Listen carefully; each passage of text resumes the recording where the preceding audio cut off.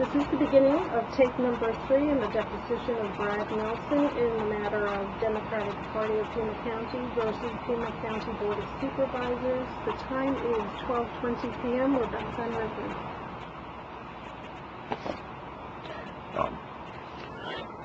Excuse me.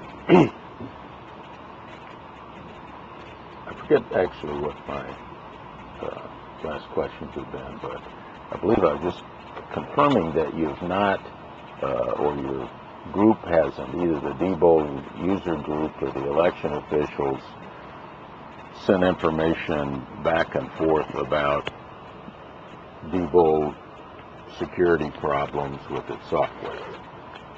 Would that be accurate? I think that's accurate.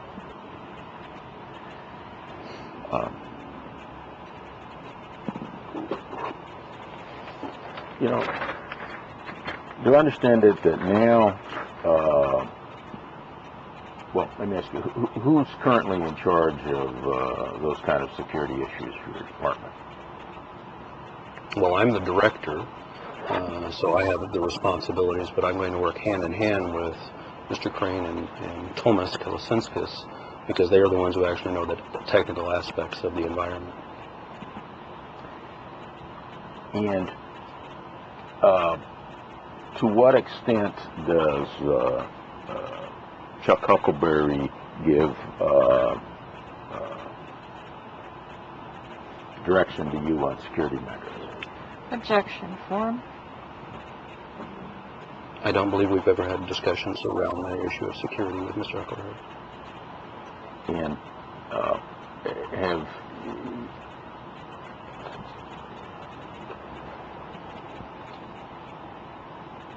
have you met with him to talk to him about security issues? Within the past 6 months, approximately, since approximately the 2006 primary election, my conversations pertaining to the matters of security predominantly been with Dr. Moffat. I believe Dr. Moffat may or may not have had conversations with Mr. Huckleberry.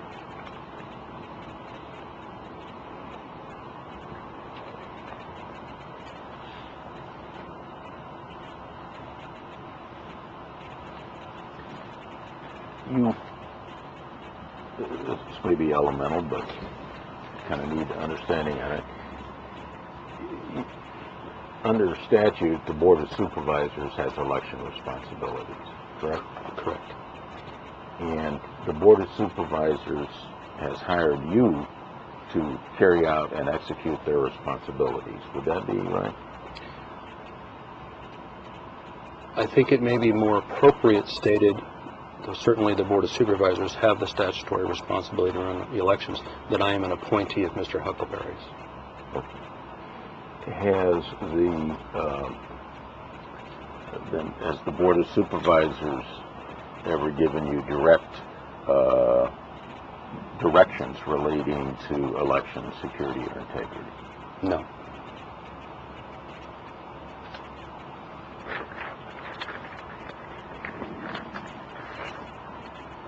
Have you discussed the issue of early printouts and summary reports with Mr. Huckleberry? No. How about with Mr. Moffat? Yes. And did you give? What do you know if Mr. Moffat has talked with your staff as well about this? By staff, there's the possibility that he may have had discussions with Mr. Crane and Mr. Kalasinskis, but I'm not certain of that. But no other members of staff that I'm aware of. Okay. So you're saying that he may have, but you don't know one way or the other whether he has, or do you know? Most of the discussions that I believe Mr. Crane and Mr. Kalasinskis has had with Dr. Moffat have been while we have been meeting with, for example, members of the Democratic Party. It's been kind of a roundtable discussion about a variety of issues. But I don't know whether Mr. Moffat has met individually with Mr. Crane and Mr. Kalasinskis, save for perhaps surrounding the video surveillance, because I haven't really been involved in that at all. And did in the discussion you had with Mr. Moffett about the extra summary reports? So let me back up. You know that the Democratic Party is claiming that there were what we call extra summary reports printed that were not printed for audit box purposes in the 2006 election. Objection form. I'm aware that that's the position, if that's the appropriate word to use, of the Democratic Party. Yeah, and in fact, are you aware that Mr. March sent a several-page memo outlining precisely a lot of our concerns with those summary reports? What I saw was, I believe, first forwarded to Dr. Moffett, I want to say late January, approximately on a hard copy, maybe a 2.5-page report, for lack of a better term, in which the generation of the summary reports was one of the topics, perhaps maybe the only topic brought up in the paper. Yeah. So you're talking about a roundtable. There was one of these discussions at Building 27, where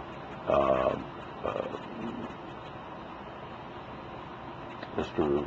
March told Mr. Moffett that he would be sending this report to him, outlining those things. Do you recall that? Vaguely. I believe that in one of the meetings, Dr. Moffett may, as Mr. March was leaving the building, asking, am I ever going to get that report, or words to that effect? Well, I think that was a different report. Oh, I beg your pardon. No, I think you're right. Oh, okay.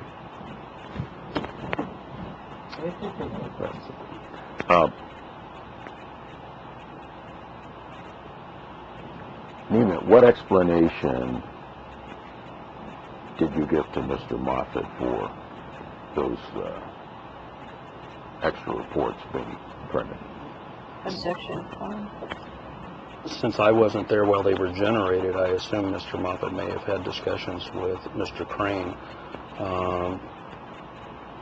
And so I've not had a discussion with Mr. Moffett about the generation of the reports. My understanding is that all the reports that are reflected on the logs were done while political party representatives were present. Though, again, I wasn't physically in the building. And you also understand that the Democratic Party says that the reports printed when their people weren't present according to their records. I understand that's their position, yes. Yeah. And have you attempted to confirm or refute those allegations? In a manner of speaking, and that is that my understanding of the process is that when a day's work was completed with political party observers still present, that the GEMS computer was disconnected.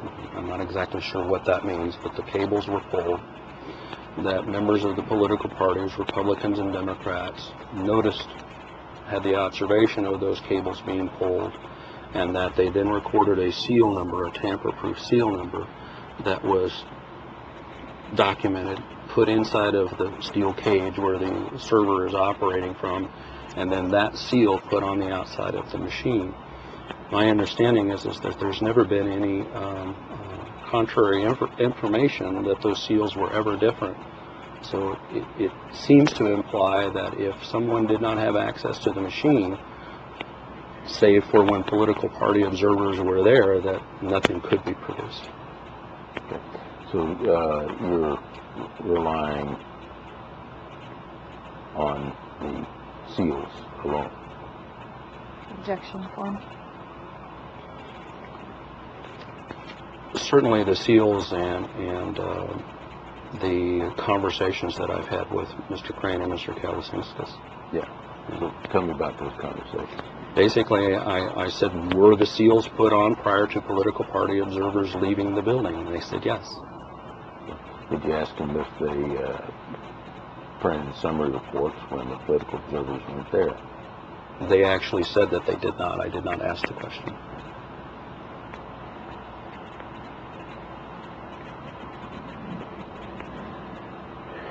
You, if I could ask you at this point a couple questions about your professional background. You had some relationship with a company called Mountain States Election Service.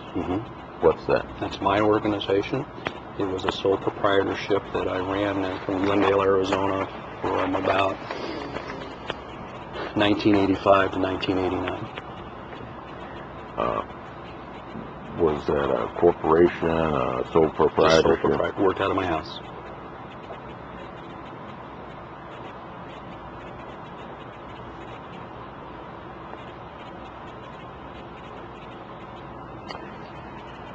I have a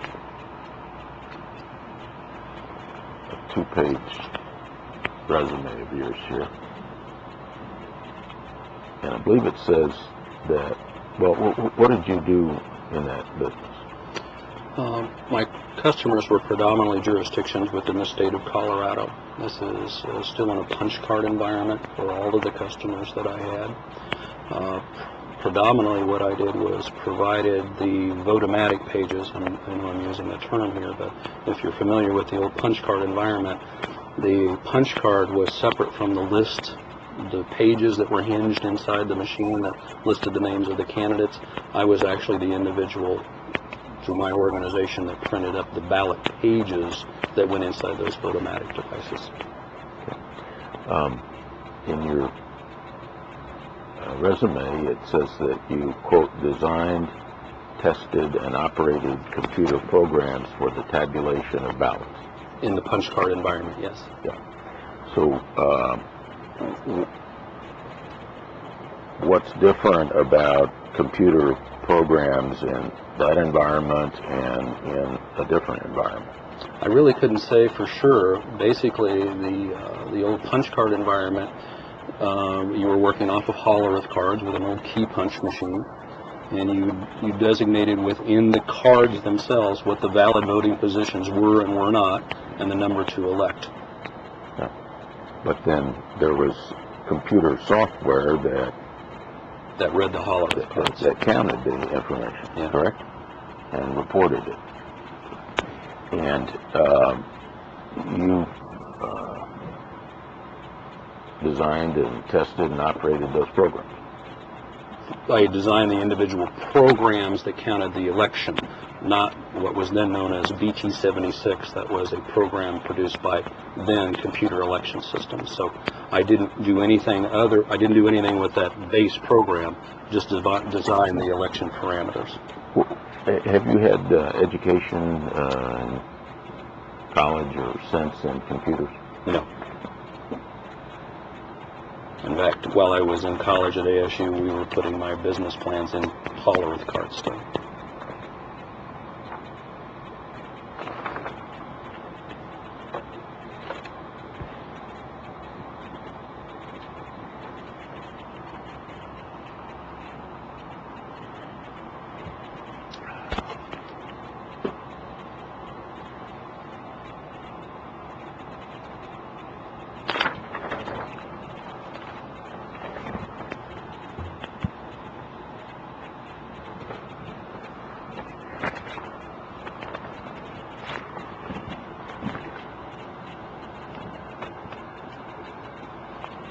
I can get this marked and mark.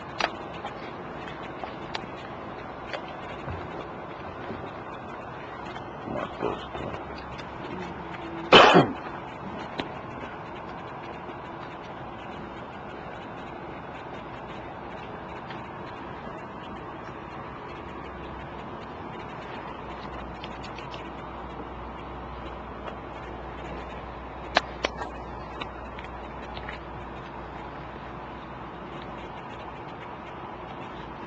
Let me show you a document marked as Exhibit 6. Do I have a copy of that one? You know, I think that's the only one I have. All right, take a look at it.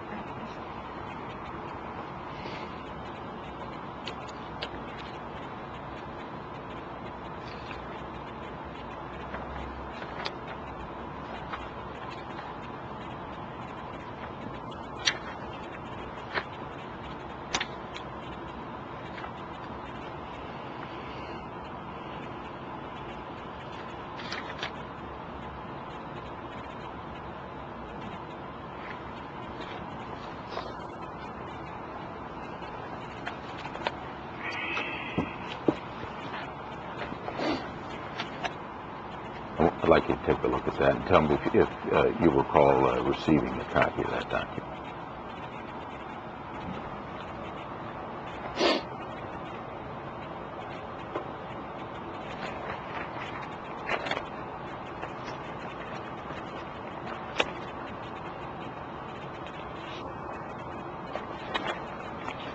I certainly don't remember the graphics out of hand. I think I do recall it may have been Mr. March taking a picture of this photograph.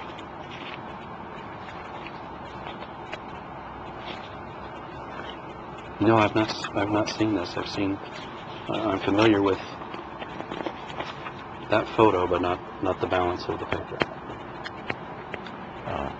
Let me show you Exhibit 7. You've seen that document before.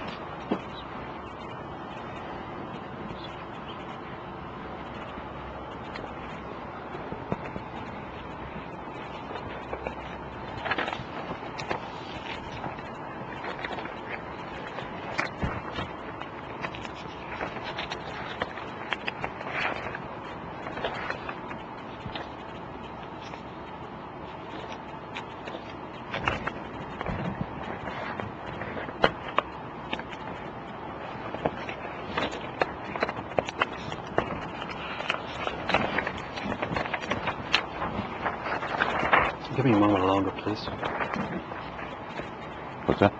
A moment longer, please. Yeah, sure.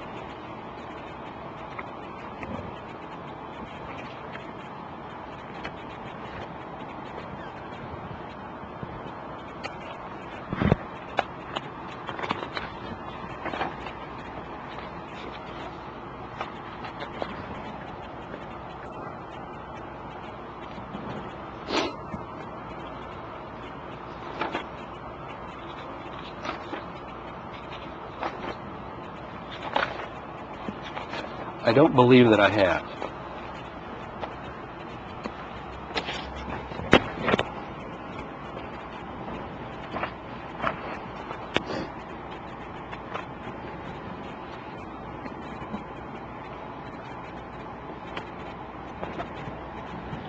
Well, that may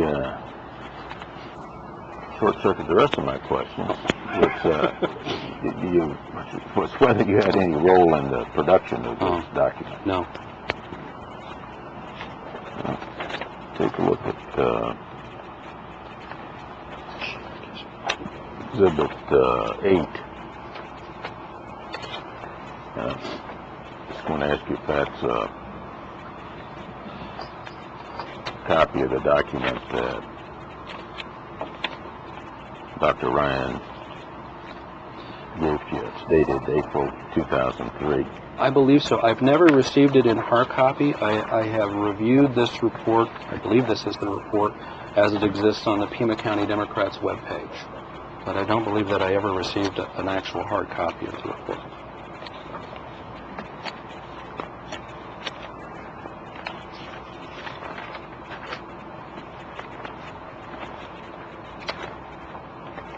But I am familiar with it, at least in an electronic form.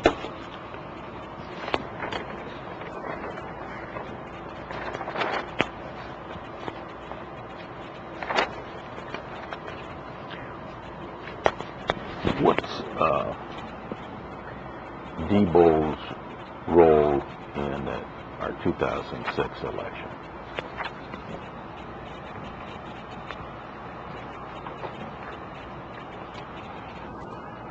Other than the use of their equipment, I think a little bit longer. Let me rephrase it. My understanding of the acceptance testing of the new equipment, not the optical scan equipment, but the new touchscreen equipment, is that the touchscreen equipment, not just for Pima County, but for all of the Depo customers within Arizona, were received at a central location in Phoenix, Arizona, where Depo employees did some type of acceptance testing at that particular point in time. I don't know what the breadth, length, depth of that particular testing was. But then as the individual TSXs went out to the individual counties, then acceptance testing was done again at the local level. There were individuals from Depo who came down and assisted in the acceptance testing of the machines. There was no elections defined on the machines. It was basically turning on the machine, making sure it did power up, that the required versions of the various software was on the machine, things of that nature. So there was some acceptance testing of the machines prior to us putting them into service for the 2006 September primary election. Other than the use of the machines and their acceptance testing at the Phoenix level, and then here within Pima County, along with members of my staff, acceptance testing here, I would say none.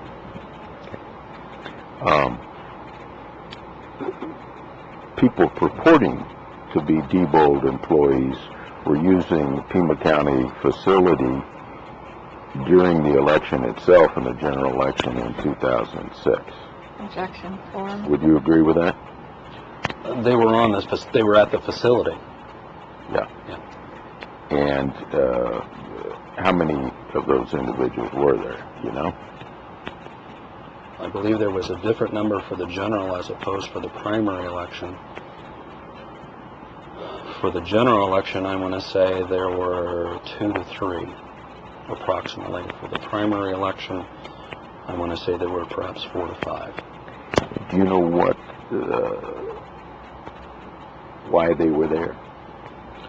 It was part of the contract between the Secretary of State and Depo to have on-site election night support. And what do you mean by that? Well, in other words, individuals, and this wasn't just for Depo customers, but for everybody, as far as the Hobbit plan was, is that they would have individuals from that organization on site, meaning at the county seat, presumably at the counting center, to assist if there were any problems.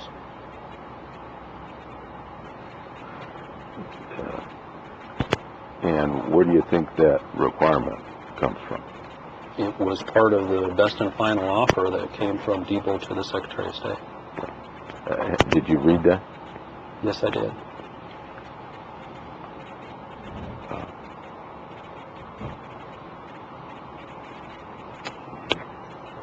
Did they have, pursuant to that contract, personnel in all 12 Arizona counties that had Depo equipment? I don't know. Did the contract require that they have persons present in all counties? I'm going to assume because it said on site, the answer is yes. Okay. So you believe that the contract with the Secretary of State required Depo to have employees on site during the general election? Yes. That's your belief. Yeah. And do you have at your offices a copy of that contract? The contract? Yeah. I've only looked at it on the state's procurement site. I think it's called Spirit. So I've looked at it there. And do you recall what part of the contract or what addendum would require them to be on site? Allow me some vagueness here. I think it's section 301 or line 301 of their best and final offer. And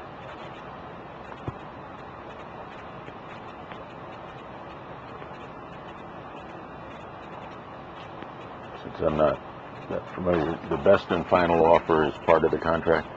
Well, I'm not a contract negotiator, but it was part of the negotiations as I understand it. And what did those Depo, what did they do here? Since here within Pima County, I can't answer anywhere else, but here within Pima County, they were merely on site as needed, and it ended up that I believe Dr. Moffat may have had a discussion with one of the technical people from Depo on what reports were able to be generated or not on primary election night, but other than that, I don't think they were tapped as a resource at all. For the the general election, was there any necessity for them to be in a secure area? Objection form. There are a variety of secure areas at the counting center.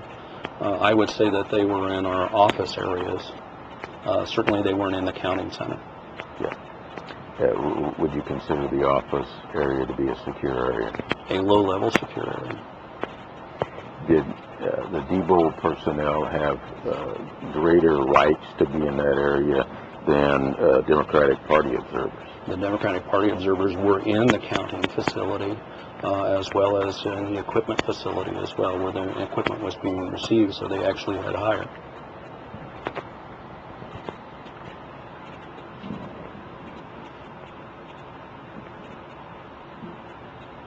You know David Bear? I met him for the first time at the primary election. And who did you understand that he works for? I can't remember the name of the organization. I don't believe he is a Diebold employee. I could be mistaken. Have you there, heard but of Public Strategies, Inc.? Yes, that sounds familiar, yes. So, what was your understanding of what his role was?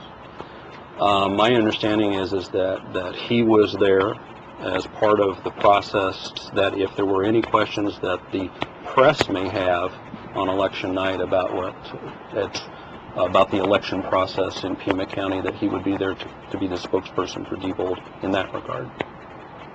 Do you know what Public Strategies is? I have no idea. So this guy's a public relations guy, as far as you know? Assumption. Yeah. And would there be any reason for him to be in a secure area? Only in that, as the chief election officer, I get to decide on where people may be within the facility. Yeah. So did you decide that he could be in a secure area? I decided he could be in the office area, yeah. Okay. And would you consider that to be a secure area? A low secure area. Yeah.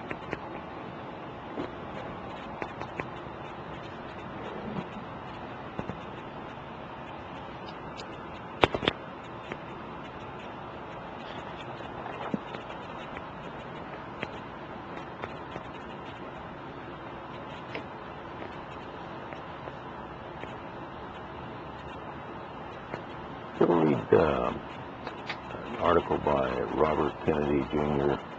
about the Georgia election, the one where Matt Cleveland lost? By any chance? It was in Rolling Stone magazine. No, I have not. I'm familiar that the publication is there, but I've not read it. Yeah. Have you ever heard that there's a Depo employee quoted extensively who worked that election and was ordered by Depo to make software changes and not tell the Georgia officials? I'm not aware of that. Yeah. Have you ever heard of that allegation anywhere else about Depo officials being told not to tell the local officials what they were doing? No.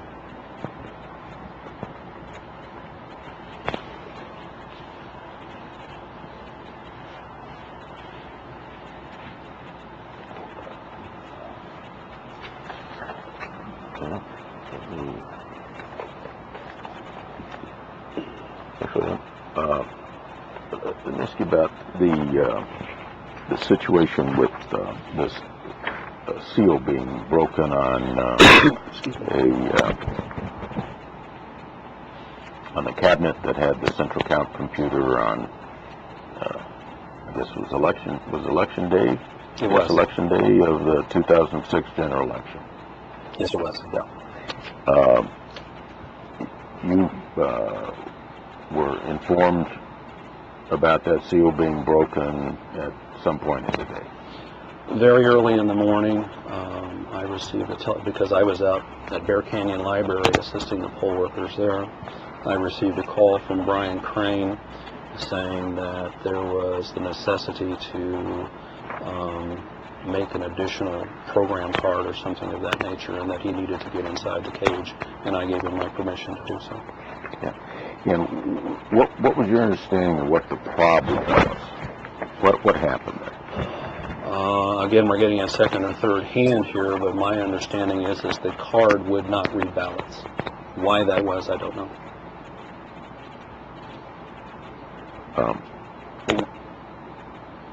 The card wouldn't read the ballot. That's my understanding. Okay. And he didn't tell you what the problem was, why it wouldn't read the ballot. I'm not certain whether he knew. Okay. Well, let's say that if at, do you know if it was precinct 377? Is that ringing bells? That sounds right. Let's say that if a machine that was supposed to go to, for example, precinct 385 was delivered to precinct 377, then would that machine not be able to read the 377 precinct ballot? That is correct. Okay. So the situation you've just described would describe that if it had been delivered to the wrong precinct. That's a possibility, yes. Okay. And if that's the case, there would be a couple of ways to correct that situation, would there not? Yes. One way would be to take that machine to whatever precinct it was supposed to be delivered to. In your scenario, yes. Yeah. And the other way is to program an entire new card. Yes. Is there any other solutions, or is that basically the two things we're Again, looking it's at? not my area of expertise, but I think that's basically it. And did you have any discussion with him at that time or later about whether or not the wrong machine had been delivered to the wrong precinct?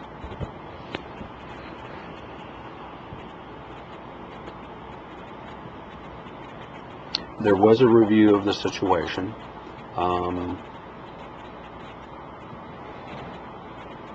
I think post-election time, and I couldn't tell you exactly how far post-election time, that the scenario that indeed a optical scan device for precinct, to use our example, if we got the right numbers here, 377 had been delivered to the wrong polling place. I think that is what had occurred, but we didn't, at least I didn't know that until several days after the election was over with.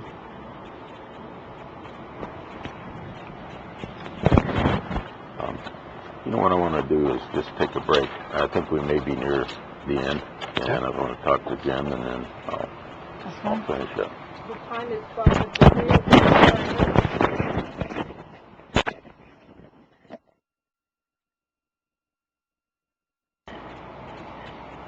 The time is 1:03. We're back on the record.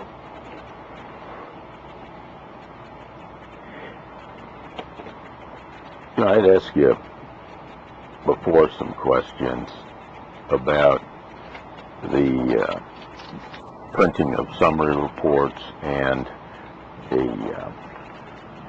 report that Jim March created that he gave to John Moffett, and then Moffett either gave it to you or you went over it. Mm-hmm. You remember that? Is this the report that you gave to Dr. Moffett, like late January? Yes. Okay, yes, I'm familiar. Yeah. And that report commented that in the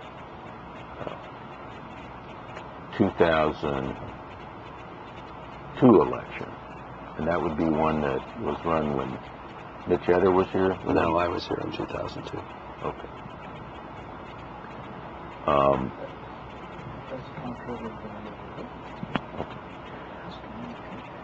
When did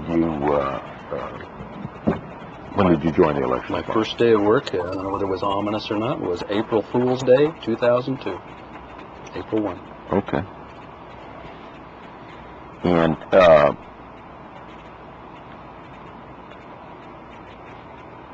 Did you have a chance to look at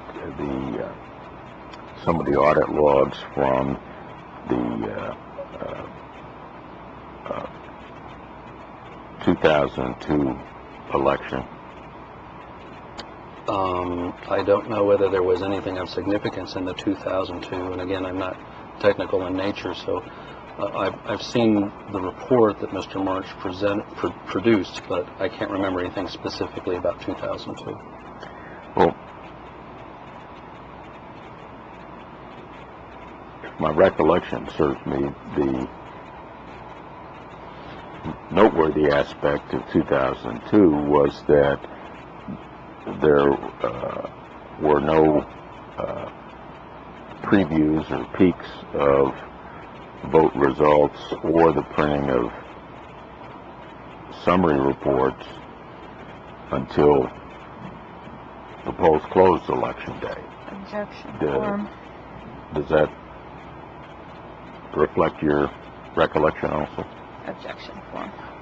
I don't know what reports may have been generated during the 2002 election cycle, but from the review of Mr. March's report, my understanding is that there weren't any of those particular entries. And every single election since then, there's been peaks and prints of summary reports. There's been the previewing or printing that has occurred prior to election day, every single election. Objection form. Are you aware that that's the From what I've allegation? reviewed off of Mr. March's report, yes. Yeah.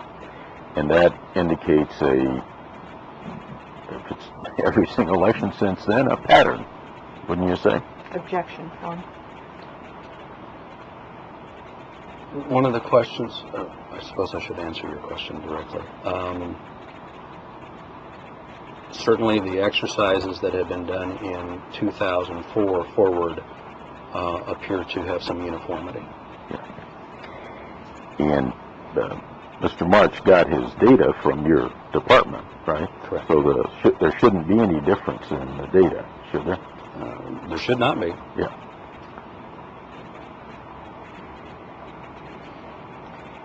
And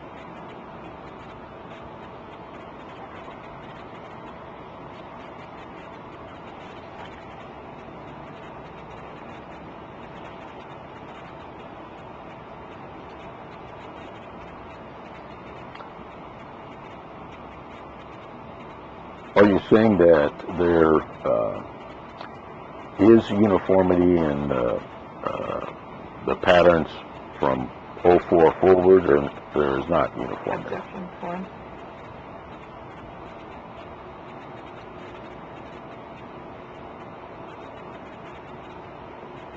To my recall, there were summary reports generated in 04 and 06.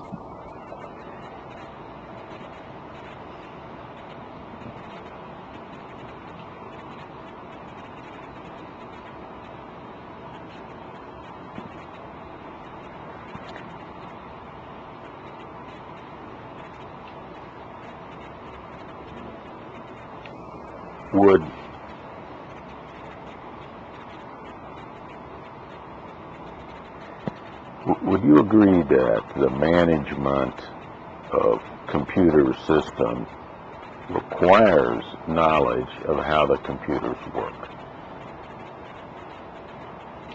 Objection form. Define what you mean by management of a computer system. Yeah. Your election department utilizes computer software and equipment to tabulate votes and determine who wins and loses elections.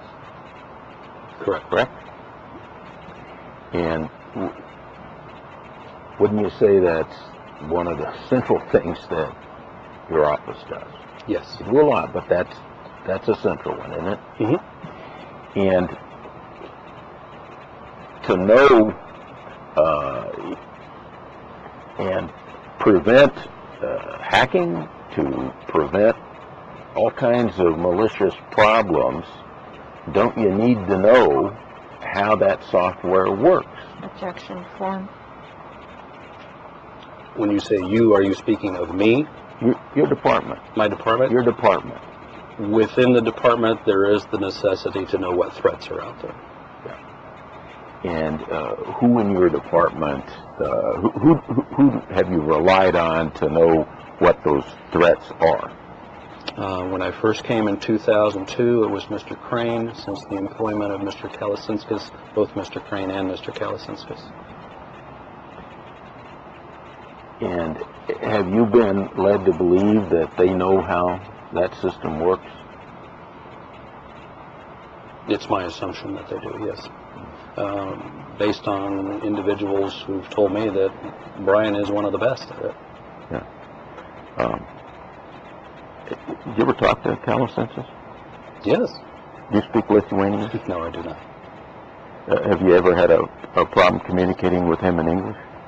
There is some slang terms that we use. For example, he was talking to me a few days ago, and he said, you know, I may say something to you, and Brian says something to you, and it will come out upside down. What he meant by that, I presume, is that it may come up opposite of what Brian may say, or something of that nature. So he has some trouble with slangs and terms, but I think there's a good level of comprehension. Yeah. And those two individuals have only been trained by Depo. Would you agree?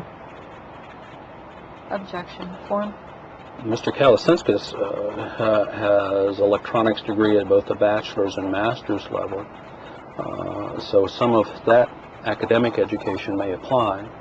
Mr. Crane has been using the then global, now Diebold system for the past 10 years, and I believe, certainly it was before my tenure started, that he received, I don't know whether it was formal instruction, but instruction from then global on how to use the equipment. Sure. So all of his instruction has come from the company.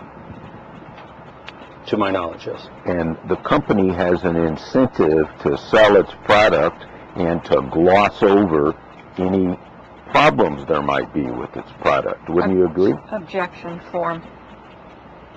I wouldn't agree with your assertion that it would be to their benefit to gloss over problems.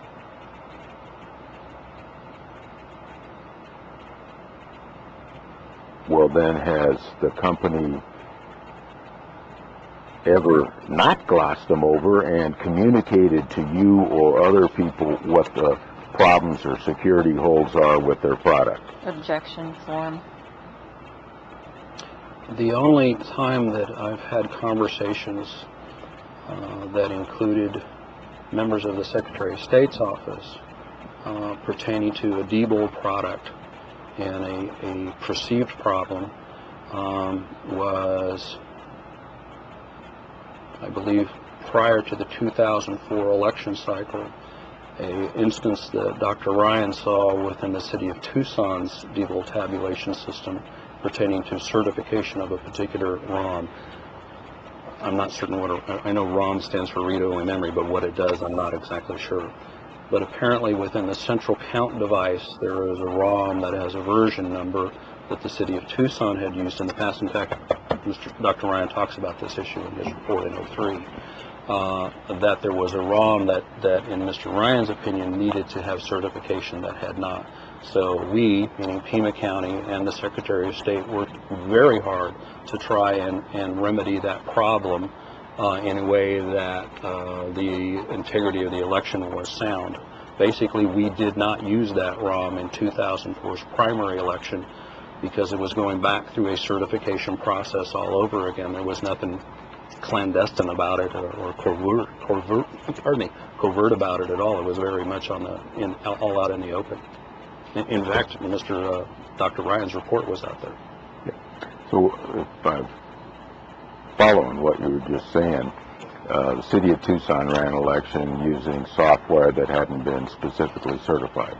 Again, you're out of my technical area, but certainly there was a ROM that, in hindsight, appeared to be in need of certification that had not been, that existed both on the city of Tucson's equipment as well as our own. Yeah. Pima County had the same problem. Yes. You all use equipment that Wasn't certified? No, it was, well, there was a question of whether it was the need for certification existed, because I think even the Secretary of State was caught flat-footed on it, to tell you the truth. Yeah. Okay, something that I'm having trouble with, and maybe you can help me. It seems like, to me, we're dealing with parallel universes, where in one universe, there are reports from, like the Princeton report from their department that says, my gosh, this touchscreen machine has huge problems. Harry Hursty does a hack down in Florida. He says it's the mother of security holes. He comes in and can easily flip an election. There are reports after reports that talk about huge, serious, basic security problems with Depo software, the GEM software. Mm-hmm. Would you agree that there is a universe that talks about lots of what they claim to be very serious security problems? That they claim to be, yes. Yeah. But you don't know about that. And no one in your department knows or has looked into those security holes. Isn't that right? If it's on a piece of equipment that we don't have in our inventory, no, we don't take the time to look into it. Yeah. Okay, but this stuff is on things that are in your inventory I've been talking about. Certainly the OS, the AVOS unit with its memory card is, and we are aware of the Hersey, I hope I'm pronouncing that correctly, report. Yeah. And the report basically says that if you keep, you meaning an election jurisdiction, treat your memory cards as if they are ballots, you won't have a problem. Who's you said we are aware of it. Who's we in that statement? Well, certainly myself, I'm aware of Hersey's report, or what I've read on, as I mentioned, black box voting, what I've read there. I believe Brian and Thomas were made aware of it as well. Who made them aware of those things? Me. So what did you make Brian and Thomas aware of? I said that there's this report from Leon County, Florida, that pertains to a piece of equipment maybe plural should be there, and ask them to read it and see what they found out about it, because it was very technical in nature. Well, you know what the piece of equipment was. Absolutely. Yes. Wasn't it what you use here? Absolutely. Yeah. And how about the Connecticut report about the AccuVote OS, your optical scan readers? I can't comment on that one because I have not read that one. Do you know if they're aware of it? Mr. Crane and Mr. Callison? Yeah. I don't know.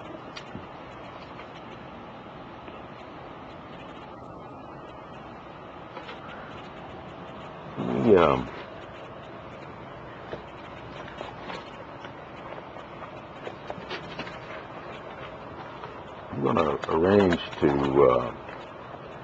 make sure that you have a copy of this Connecticut report. Okay.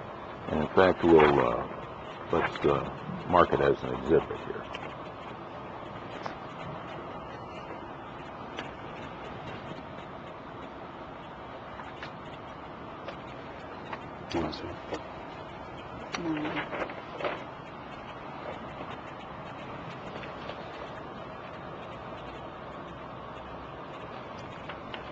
This is a report that came out before the general election in 2006 that talked about a variety of attacks that are possible because of serious security vulnerabilities of the AccuVote Depo OS machines. Okay.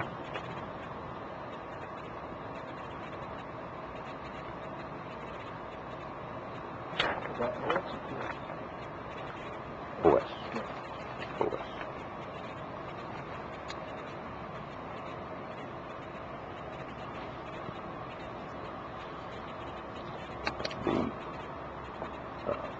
in your limited technical knowledge, do you know whether it's basic in terms of security of computer systems to know what person is operating the system? Objection form. I don't know how to answer that.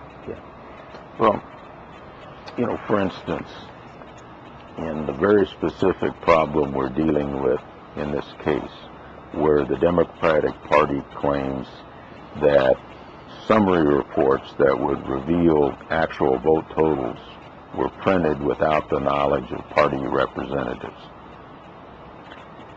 We can't determine by looking at the log what person did that, because the system that you've used simply says administrator. Objection form. Do you understand that? I understand what you're saying, yes. Yeah, and do you understand how that's a problem? If again, as you said, I have a limited technical ability here. If I understand how the system works, and I don't presume to, is that if an individual had the necessary passwords, they log on to the system, but there's nothing that identifies this is person A as compared to person B, compared to person C, things of that nature. Right. Okay. I don't know whether that's something inherent within the system itself, meaning within Diebold software, or whether there's the availability to designate who's actually on the piece of equipment. If that's not available, then most certainly the log showing who has been inside the room at a particular given time, and the video surveillance, as we're getting the kinks worked out of it, hopefully will show that information as well. Okay.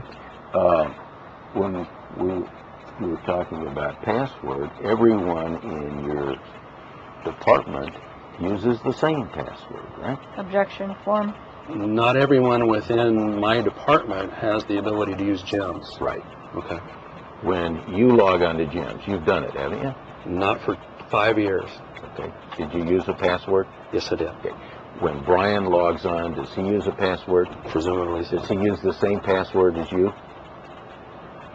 like I said, 5 years ago, I honestly don't know whether the password has changed. We've been through 2 different servers, I think, and 2 different versions of GEMS. I don't know whether the password is the same. Yeah. I don't care whether that password's the same 5 years ago or now. What I'm trying to get at is if you, Brian, or Tomas log on to that now, you all use the same password. That's my understanding, yes. And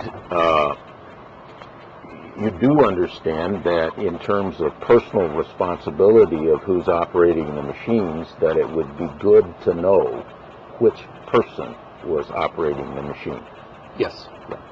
And has your office, you or anyone else, attempted to determine whether you could change the software so that you could get personal responsibility, so that you would know which person is operating the machine? I don't know the answer to that. I know one of the things we're going to attempt to do is at least go to 2-part passwords, so that person A only knows the front end and person B only knows the back end. Yeah. Even then, you would just know that 2 people did it. But there's only 2 people who know how to get on the system. So you're not going to learn that? No. We'll investigate to see if there's a way to assign a password specifically for a person. Okay. But so far, no one's looked at that? Not to my knowledge.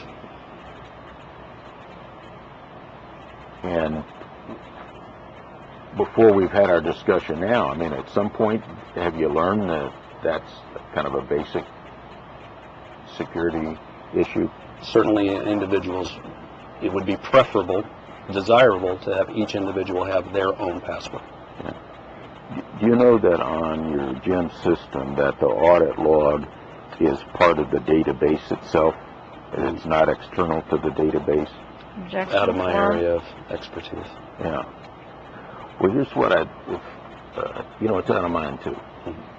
But here's the way I understand it, is that someone could take, let's say, backup data from your machine, work on it in another machine, change numbers, do all kinds of stuff with it, and delete that they had done anything and put it back on your machine. Objection You know they form. could do that? No, I don't. Or just how about with Microsoft Access? You now know, don't you, that if someone has access to your machine using Microsoft Access, they don't need a password? Objection form. My understanding is that you still need a password in order to even get to the desktop in the first place. Yeah. Well, let's assume that someone had connected a cable to your central computer. Do you not know that you could use Microsoft Access to go into that database without a password? I don't know that. You don't know that? No. Okay. And you recall, I mean, today you don't know that? You still don't know that? My understanding is that an individual, in order to get to Jim's on the Jim's computer, must pass through several levels of physical security and a password to even get the machine to come up to a desktop environment. Well, forget the physical thing. My question is if you can connect to it. You know, like for instance, when you wouldn't let our expert look at the machine and there was a cable into the next room, that kind of situation. Assume somebody could get at the end of that cable and connect to your central computer. I think that's why we now have everything exposed and the cage locked. Exactly, that's Right. why. But my question is, don't you know that a person could use Microsoft Access and enter Jim's without the password? Objection I don't know form. that. Okay. Now, do you recall being on the witness stand in the recount case concerning the Oro Valley election and Paula Abbott?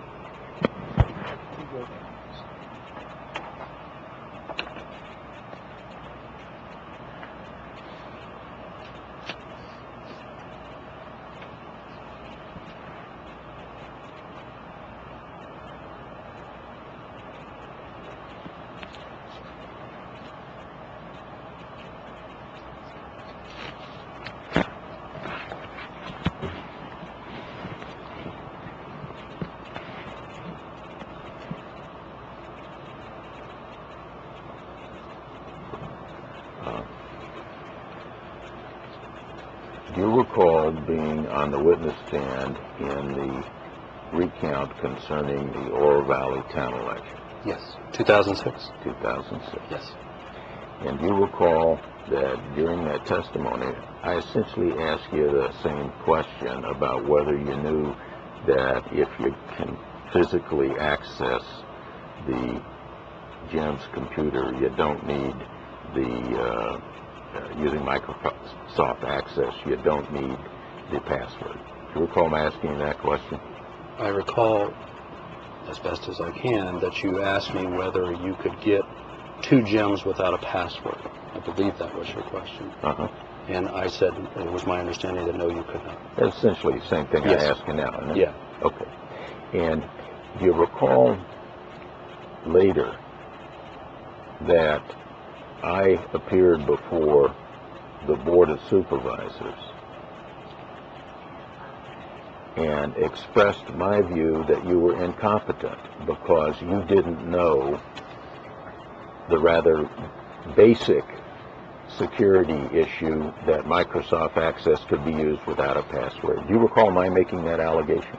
I don't believe I was in the city at the time that testimony was given, but I have heard of the testimony.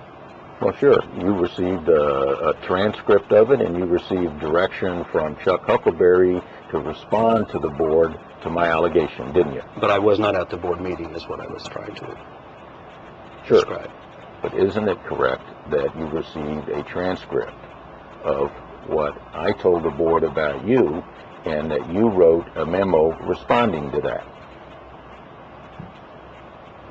I believe so. And then you recall that I responded to your memo, and that I told the board that John Moffett agreed that absolutely what I had said, that is if you can physically connect, you can use Microsoft Access, and you don't need a password. Objection You form. recall that? No. Okay.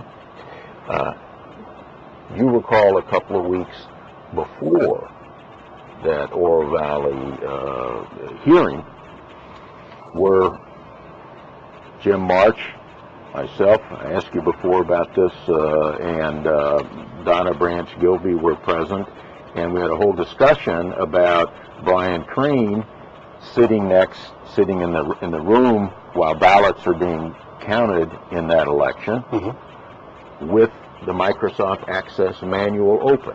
Yes. You recall that? Yes, I do. Yeah. And you recall that you purported to be somewhat shocked that that was the case? Objection form. That he had the Microsoft Access manual open? Yeah. I did not physically see him, I believe, with the Access manual open. My recall of that discussion is that we explained that the manual was there because Mr. Crane was working on a brand new barcode system at that time. Yeah. But why did the party bring it up? Why was that important to the party? Mr. March's contention, if I may, in that meeting was that Access might be able to be used to alter the integrity of the election. Yeah. Do exactly the same kinds of stuff I was talking about, that you don't need a password, that you can use Microsoft Access and enter the GEMS database. Isn't that what? That was part of the conversation that day. Yeah. So if that was part of that meeting with the Democratic Party's technical expert, Democratic Party chair, where we actually asked for the manual to be brought in, how can you today not know? Because you still need a password, and you still have to get through the physical security to get to the computer. It's not like it's sitting there in an open room where anybody can get to it. Who told you that you need a password? When I took the GEMS training. I see. When was that? 2002, approximately. Okay. So 2002, Depo tells you you need a password, right? My recall from 5 years ago, yes. Okay. Since then, various people and technical experts have told you that you don't. You still need physical access to the machine. Right. But if you can get physical access, you don't need a password. Would you agree? If you have the keys to my car, you can steal my car. Well, how about answering the question? If you have physical access, passwords, everything else, yes, you can. Okay, my question's a little different. If you have physical access to that GEMS software, your GEMS computer, utilizing another computer with Microsoft Access, do you need the password? To get onto the GEMS originally, yes, I think you do.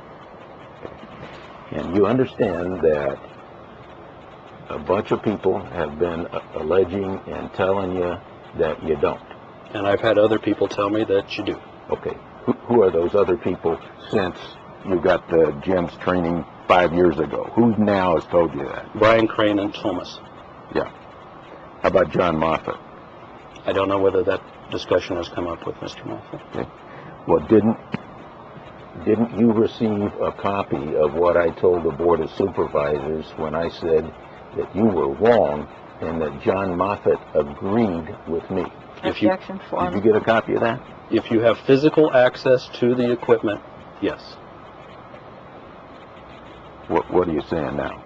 In other words, if you've gone through the electronic locks, Yeah. know the password to get onto the desktop, to then open GEMS and then presumably have the GEMS password, those are various levels of security that you have to go through. So it's not like walking up and tapping in the computer.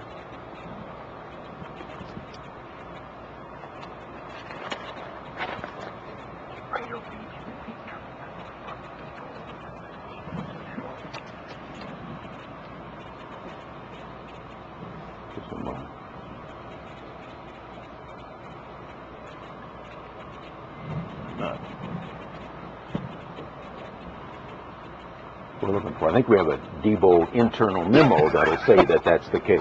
All right. But I wouldn't want to, ruin your day with it.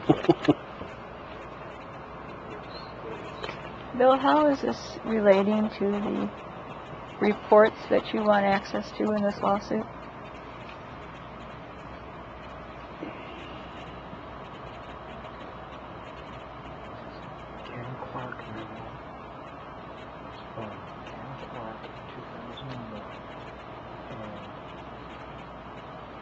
Here's what he's saying to Depo text.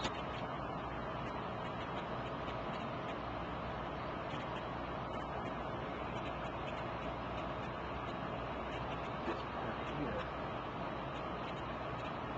So we'll, I tell you what, I'm not going to ask you questions now, but we'll print off and give you a internal Depo memo that will say that that's the case. Okay. And perhaps we also can get you, there's a video that Black Box Voting has of a chimpanzee that is changing votes. I've heard of it. The audit log, actually. The audit log. Okay. That's all the questions I have. I have nothing. This is the end of the videotape deposition. The time is 1:37 p.m.